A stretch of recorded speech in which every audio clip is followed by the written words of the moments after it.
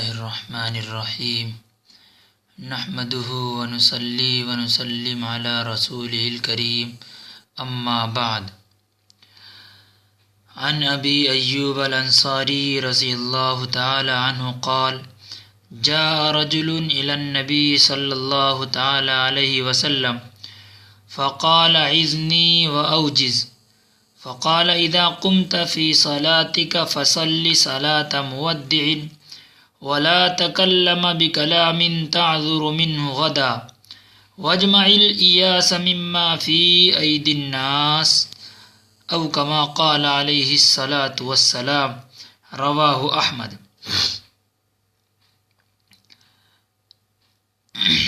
محترم بھائیو، ابھی آپ حضرات کے سامنے ایک حدیث شریف تلاوت فرمائی ہے۔ حدیث کا ترجمہ یہ ہے کہ حضرت ابو ایوب انصاری رضی اللہ تعالیٰ عنہ نے ارشاد فرمایا کہ ایک شخص آقا نامدار جناب محمد مصطفیٰ سرکار دو عالم صلی اللہ تعالیٰ علیہ وسلم کی خدمت میں حاضر ہوا اور عرض کیا مجھ کو کوئی مختصر سی نصیحت فرما دیجیے۔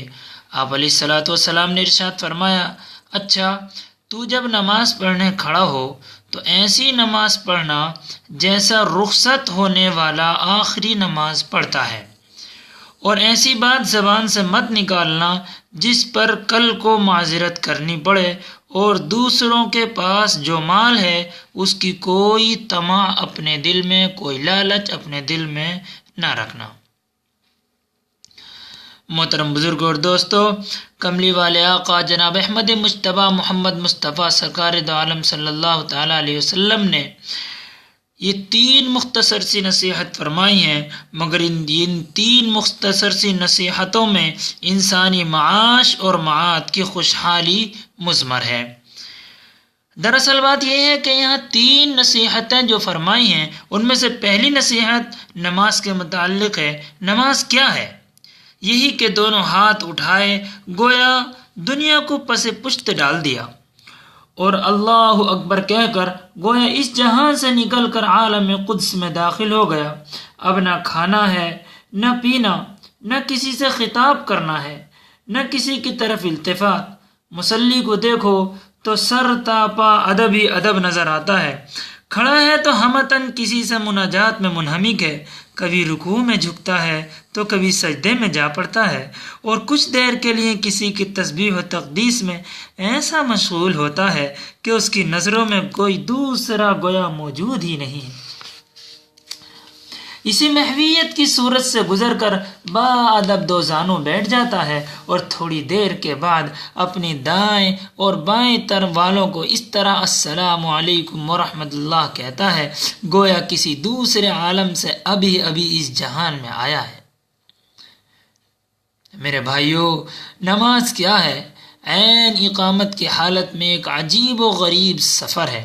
کتنا طویل ہے اور کتنا مختصر۔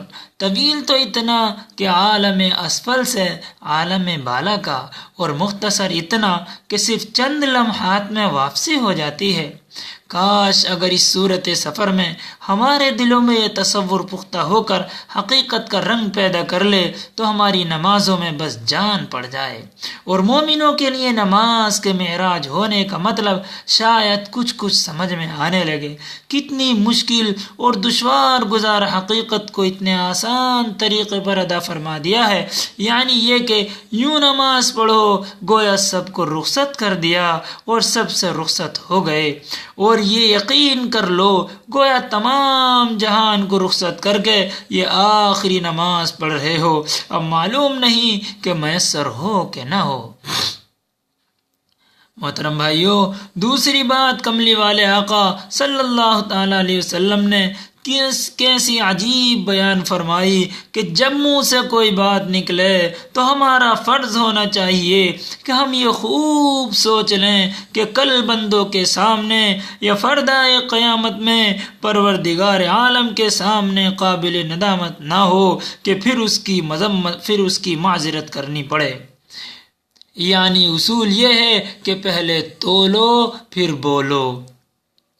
تیسری بات، آقا نامدار صلی اللہ تعالی علیہ وسلم نے یہ ارشاد فرمائی کہ انسان کی فطرت میں یہ بات داخل ہے کہ دوسروں کے مال کی طرف تکا کرتا ہے، خواہ خود غنی ہی کیوں نہ ہو، مالدار ہی کیوں نہ ہو، کروڑ پتی اور ارب پتی ہی کیوں نہ ہو، جس کا نتیجہ یہ ہوتا ہے کہ اس کے نفس میں ہمیشہ کے لیے فقر کی خصلت پیدا ہو جاتی ہے، اور دوسری طرف اس بری خصلت کی وجہ سے دوسروں کے قلب میں خفیہ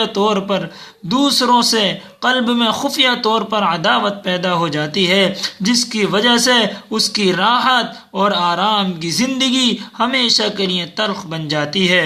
اگر کاش مسلمان اس مختصر نصیحت پر عمل کر لے تو اس کی تلخ زندگی بہت آسانی کے ساتھ شیریں بن سکتی ہے۔ اللہ تبارک و تعالی ہم سب کو ان مختصر نصیحت پر اخلاص کے ساتھ عمل کی توفیق عطا فرمائے۔